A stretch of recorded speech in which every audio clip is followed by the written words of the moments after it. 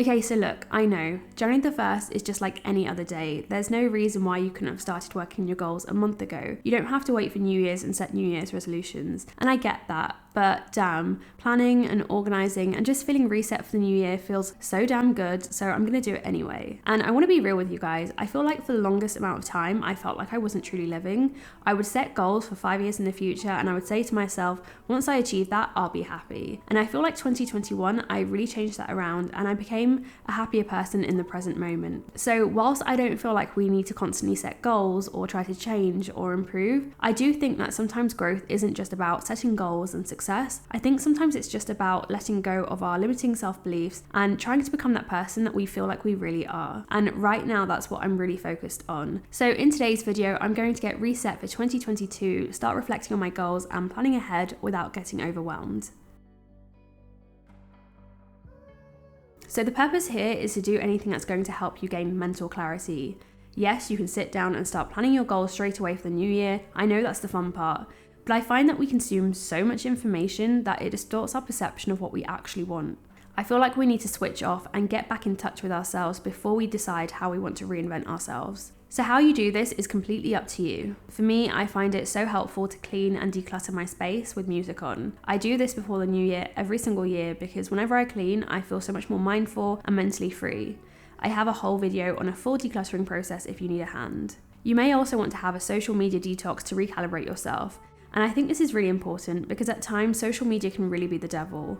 We compare ourselves, look at others thinking that's what we want, and we start to feel more anxious, stressed, and behind in life. It could even be simpler. You may just want to meditate for 5 minutes before you start looking ahead at the new year, or do some yoga or go for a walk outside. I just feel like before we start looking into the new year, we need to disconnect with the outer world and start looking inwards. So I just like to do any activity that helps me to connect back with myself.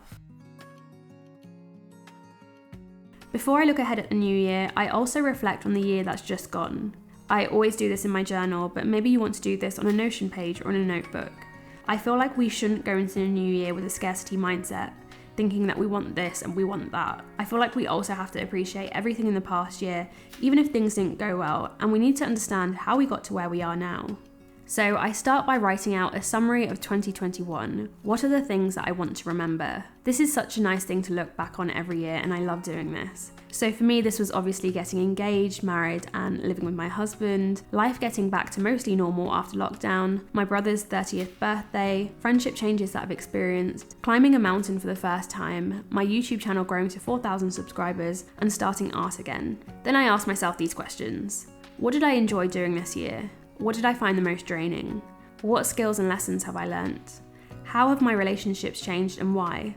What goals did I work on and which did I ignore? So I've really enjoyed celebrating some big milestones this year, and usually I'm the type of person who doesn't like to make a big fuss out of things, but I'm really glad that I did this year because we made it a lot of good memories. I've also really enjoyed doing YouTube, so especially editing and writing I've absolutely loved. I've really enjoyed getting back into art and basically just reconnecting with my younger self by doing that, and I've also enjoyed doing yoga in the mornings. I've been doing it on and off for a while, but I've tried to be a lot more consistent this year, and I've actually done things that I never thought would be possible, like doing the splits. I've also really enjoyed just spending time with my husband, my family and friends. Even just the little things like sitting on the sofa with my husband is one of my favourite things to do, and it brings me so much joy. What drained me? So I've only written down 3 things. The main thing really is just money and where I'm going in life, especially since deciding that dentistry is not for me. I feel like it's something that really weighs me down. The other 2 things that I've written is friendship problems and drama and comparing myself and even my YouTube channel to other people. Skills and lessons that I've learned. So I've realised that I actually have more skills than I thought I had.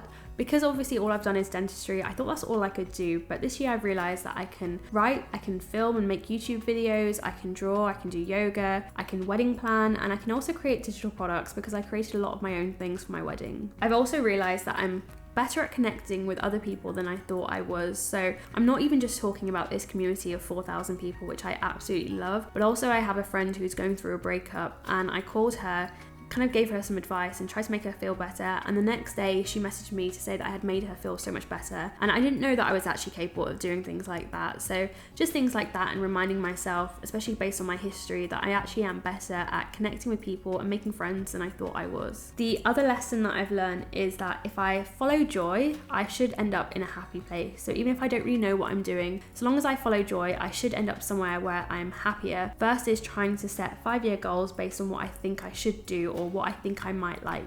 How have my relationships changed and why? So this is a really personal one. I'm not really going to get into it because obviously it is personal, but I've had some relationships strengthen. So for example, my husband, obviously we got married, but I've also had some relationships that have completely fallen apart this year, and I don't even speak to those people anymore. And obviously that's really sad, but I do think it's really important to reflect and understand why, so that going forward into next year, I can try to strengthen my relationships more. What goals did I work on and which did I ignore? So I feel like I was pretty consistent with this YouTube channel and made sure that I showed up for that. I feel like I was pretty consistent on the whole with the yoga, but not so much yoga teacher training, so I need to figure out why that is. And then I was pretty good at trying to maintain my relationships and put the effort in, except for when we were in lockdown and when I had the wedding and kind of like work and YouTube stress, then obviously I took some time out for myself because of that. By reflecting on 2021, we can get a clearer picture of how we got to where we are now, where we might want to go in 2022, and how doable that actually is. And this is based on our own experiences rather than things that we see on social media or think that we should do. So now that you've processed the previous year, it's the fun part, looking forward.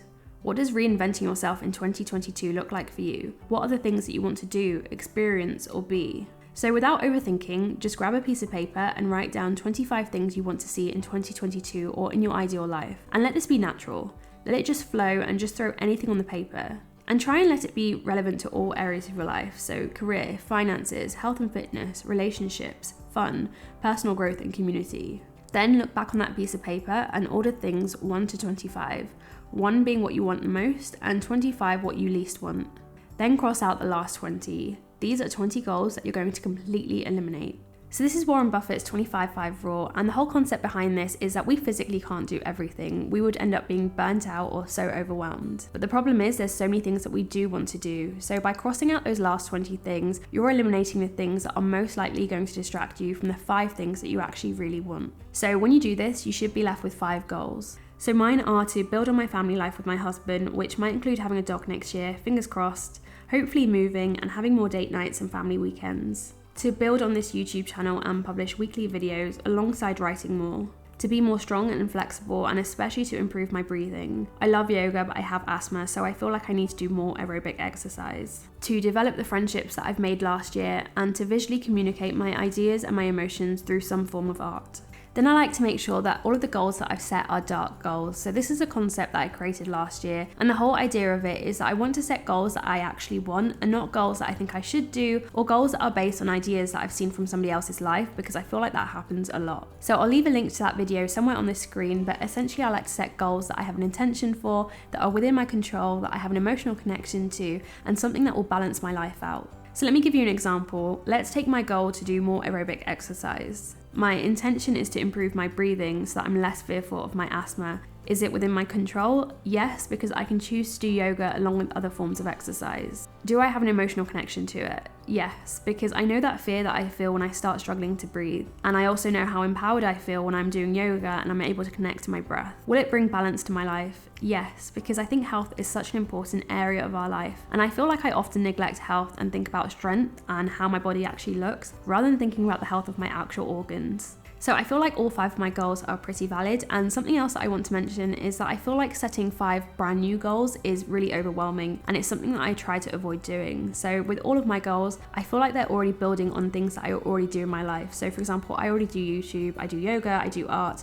and I've already been trying to build on my relationships. The only new things that I want to add are doing more aerobic exercise and maybe getting a dog. I don't really want my dream life to be that far off my current life. I want it to feel doable. But maybe you do want to completely reinvent your life, and that is fine, but maybe cut down your goals from 5 to 3. Make it more doable. There's no point burning yourself out in 2022 and feeling overwhelmed. I think it's really important to build and grow at a pace that feels good, but also that's sustainable. As well as setting goals, the other thing that I like to do is set a word or a theme for the year. So this is basically the word that I like to guide my choices and to inspire me. So in 2018, my word was courage. In 2019, it was confidence. In 2020, it was joy. And in 2021, it was soul. So last year, I basically poured my soul into things, and I only did things if it set my soul alive. And by doing that, I feel like I reached this place of authenticity, which is what I was striving for. So I haven't decided my word for 2022 yet, but I'm pretty sure it's going to be bloom. I feel like in 2021, I laid the foundations and planted the seeds for what I want to see. So going into next year, I just want to carry on and have the patience to see that all unfold. Finally, the last thing that I like to do is break my goals down into something that I can do daily or weekly. I hate having goals on a piece of paper, and I'll tell you why. I feel like it places a greater emphasis on the result rather than the process. This is not about productivity. This is about creating joy in our day-to-day life. And if you set these goals and they really are dark goals, then they're what you really want. And that means by doing them daily or weekly, you're going to bring so much more joy into your life. And that's what we're aiming for.